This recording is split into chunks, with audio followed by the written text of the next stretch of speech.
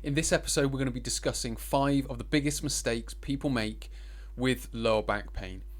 What I'm also going to try and do as well as I go through these 5 steps is counter them with what you should be doing. So we're not just going to be talking about what you could be doing wrong, we're also going to try and put solutions in place or ideas in place where you can start to put these mistakes right.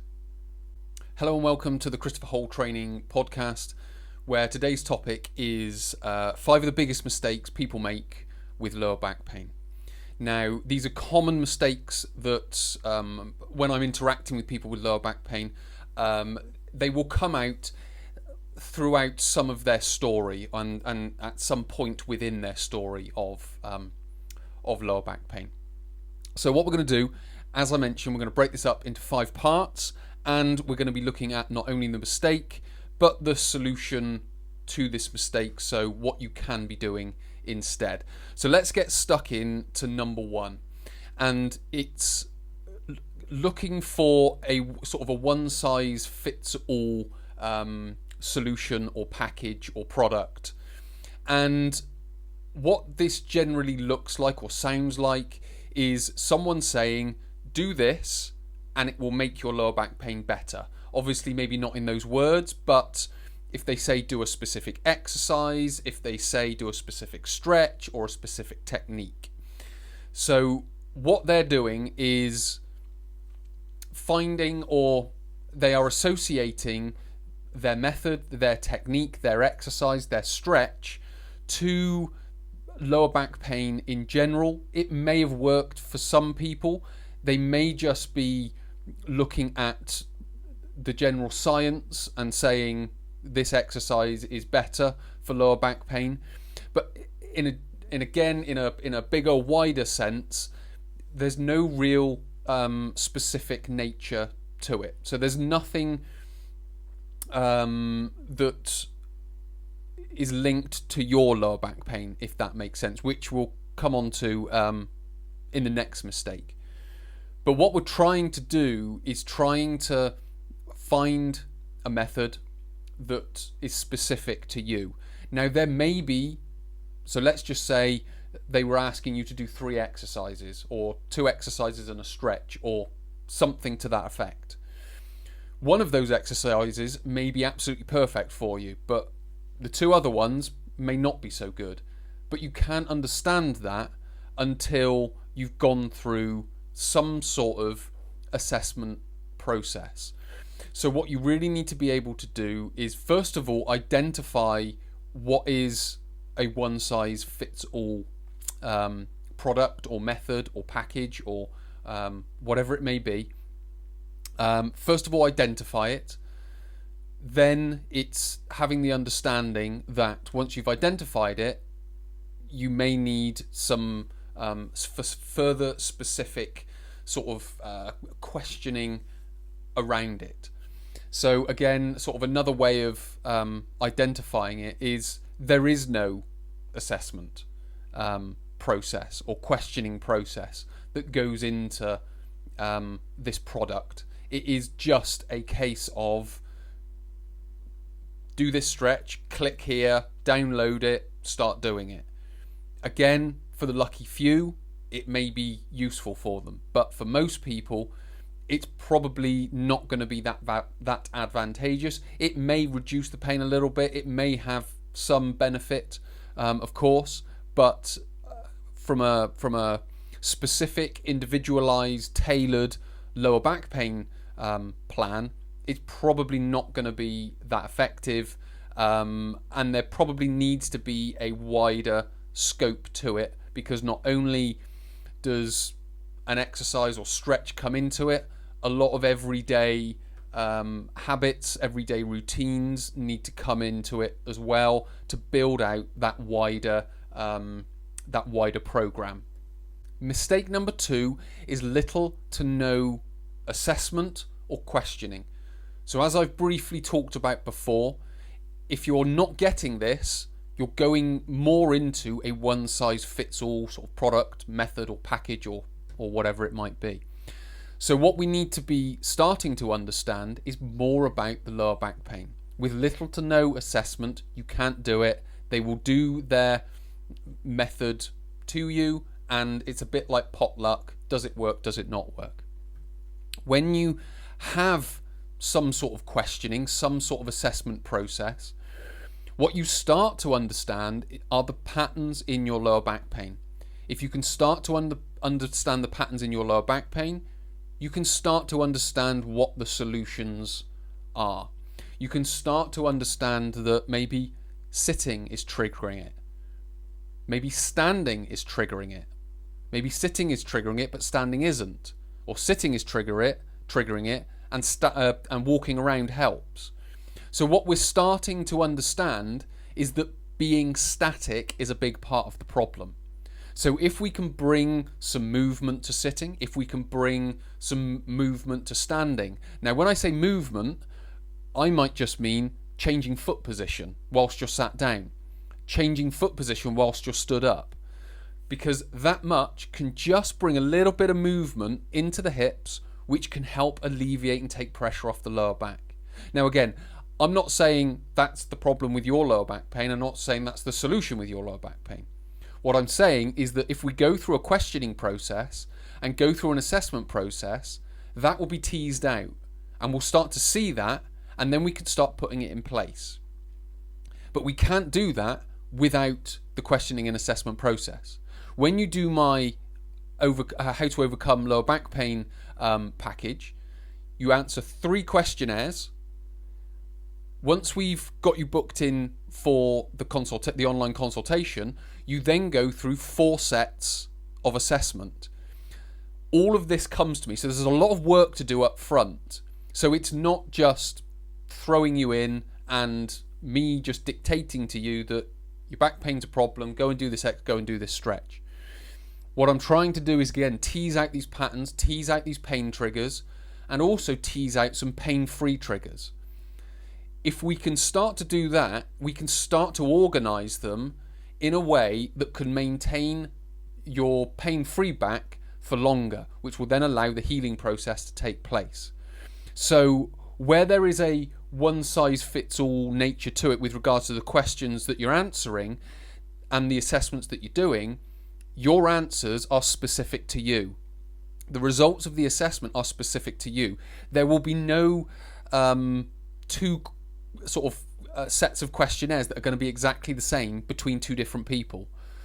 So what we're trying to do is tease out these individual aspects and individual and specific aspects to your lower back pain, so I can then, and what will probably happen is you'll start to see the patterns.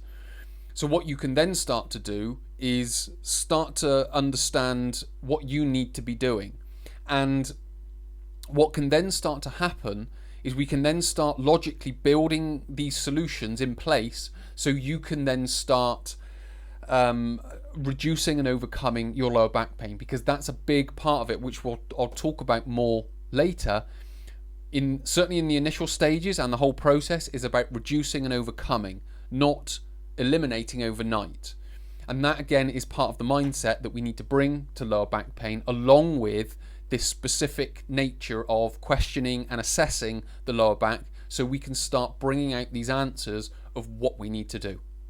Mistake number 3 is relying too much on imaging. So MRIs, X-rays. Now, straight off the bat, they are useful. They are worth having because they will give you answers. And what they do is they go into the mix with this questioning and answering process. So when, again, I get people that come through on my online consultation, when they start working through the process, those are included in. Because if there is a very obvious disc bulge in an MRI scan, then we can understand that there is pain being triggered by the bulge. And we need to take that into account with regards to movements, postures, positions, and loads that we're using throughout the day, and the exercises that we're using throughout the day. But what also goes into that are the movements, postures, positions, and loads that trigger it. Are they the obvious ones?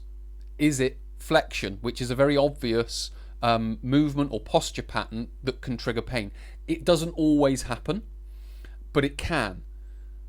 So is that there, or is it a slightly less obvious one of something like spinal extension or hyperextension that's doing it? Because again, there's no set pattern. If there is a disc bulge there that shows up on the imaging, what is the associated movement pattern that triggers it? Because again, it's not always the same. It can be a lot of flexion, but it can also be other things. There can be sort of a pain trigger with loading and the compression around the disc as well. That could be triggering it.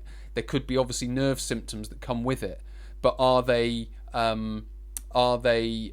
associated in the various different tests and assessments that you're doing? So again, this all needs to be sort of put into the mix. So we can't just rely on the images because they are a static image. Our lives are movement and function. So we need to be able to understand that alongside it. Because what can happen is if you see, let's just say, a disc bulge in an image and you go to a one-size-fits-all type idea, well, it's then, okay, we need to be in this position and we need to do this exercise and off we go. And there's no consideration for the movements and the postures that do it, or that trigger the pain, I should say. Because what can happen is with a disc bulge, okay, the general idea, flexion is a problem. Okay, so we need to get you to reverse that. We need to get you into extension, but also extension can be a problem. So if we get you into the extension posture, then you could be causing the problem, but you've been told it's the solution. But without understanding it's a problem, you'll always think there's something wrong with you because the exercise isn't working, whereas that's not the case. What's actually wrong is the understanding that the image held all the answers. And what we need to understand are the movements and the postures and the positions that come along with that. Because we can understand that there's a disc problem, but there may be a lot of muscle sensitivity around because the nerves are all sensitive because they've been triggered by the sciatic nerve that it's bulging against. And a lot of the muscle sensitivity and tension could be causing a problem. So there may be a process of calming that down, which helps you understand, okay, well, 80% was coming from the muscle sensitivity. Only 20% was coming from the lower back pain. Because when I sorted out the muscles, the pain went right down, or the pain trigger went right down, or the pain intensity went right down, or the pain duration went right down. So we can start to understand that the muscles were contributing a lot. But we won't understand that until we've gone through the process. So we have to understand all these different things to be able to build in place what the specific and tailored plan is for your specific lower back pain. Mistake number 4 is relying too much on exercise. Most people that I talk to, that could be in a sort of an online consultation, a face-to-face consultation at the gym, or just in conversation, tend to want an exercise. A lot of YouTube comments that I get, what's the best exercise? What exercise should I be doing? Is this stretch good? Is that stretch good? And the honest answer is, I have no idea. For the very simple reason of what I've discussed before, is that I don't know what your pain triggers are. I don't know what your back pain is, and therefore what could be sort of medicine for one person could be, you know, the problem for another person. So we have to sort of come to that understanding. But when it comes to exercise, again, exercise may be a part of the problem, but we don't know what exercise. There may also be, before we even get to exercise, there may be some stretches that need to happen. Before we even get to the stretches, there may be some muscle relaxation that needs to happen to sort of bring down sensitivity, which could be done via a massage or via like foam rolling. So we need to get to these, we need to be able to get to exercise to know if it's the right thing to do. But we need to go through the assessment process to understand where we need to start. There are also everyday sort of habits and routines that we could build in before we even get to exercise. Or exercise could be a part of that everyday routine that we need to build in straight away. But again, we can't understand that without all this questioning and assessment process that goes before it. So if we are just trying to jump in to exercise, we could be jumping in at the deep end, which could instigate a sort of stress response, fight or flight, sink or swim type scenario. Whereas it's much more advantageous to start at the shallow end of the pool and learn what we need to do before we get to the deep end of exercise. But again, we don't know whether exercise is going to be useful. It may be, it may not be. So it's, again, you can start to understand that there is a process to overcoming lower back pain.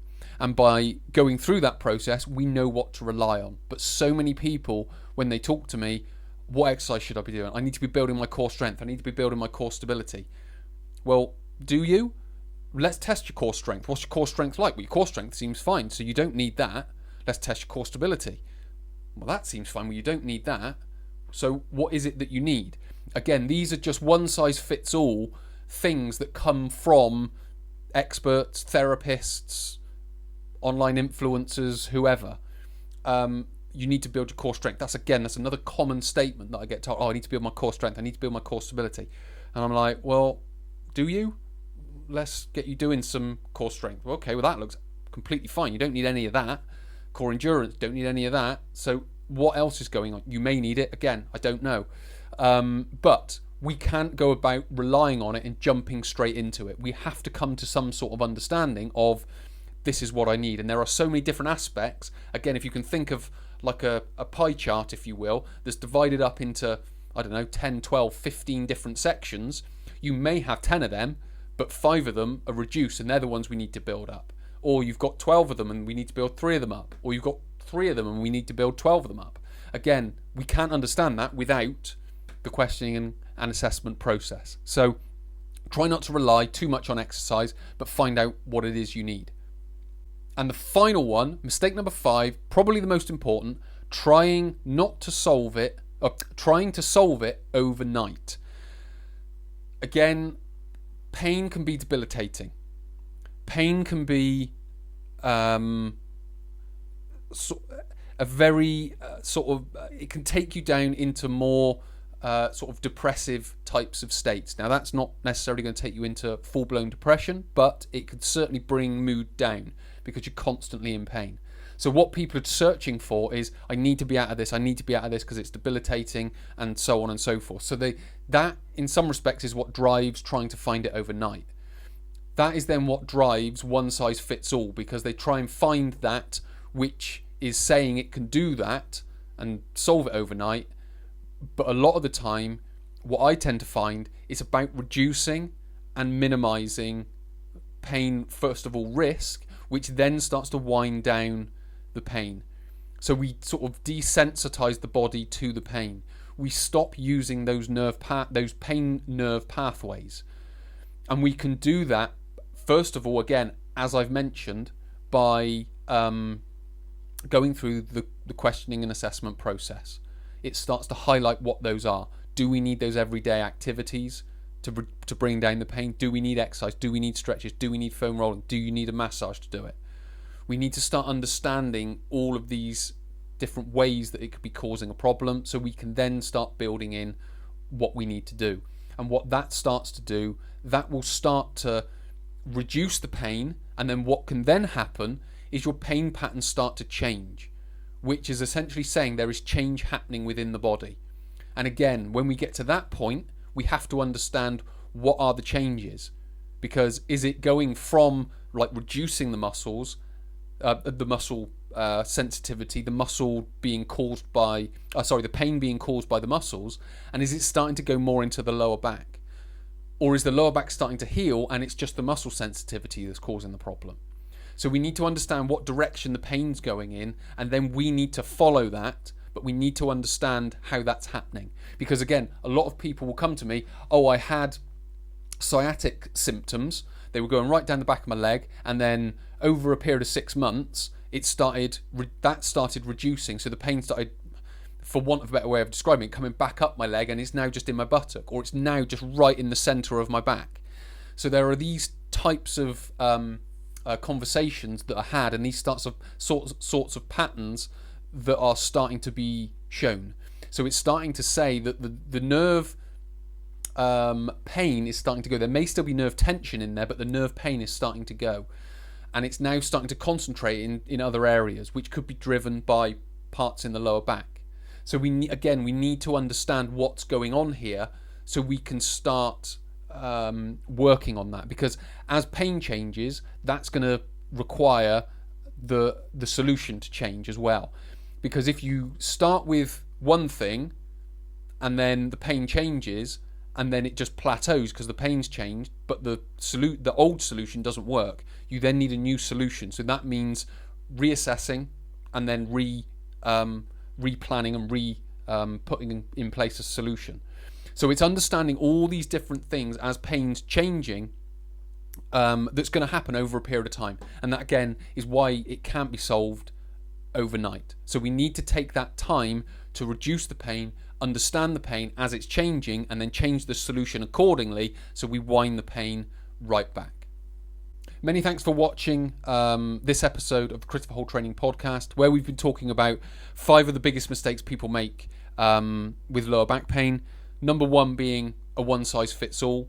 Number 2 being little to no assessment. Number 3 being relying too much on imaging. Number 4, relying too much on exercise. And number 5, trying to solve it overnight. Hopefully it's given you a better idea of how one overcomes lower back pain. And if you do want help with your lower back pain, please do click the link below and you go through to my How to Overcome Lower Back Pain consultation, either online or face-to-face, and we can get you started on the journey to overcoming it.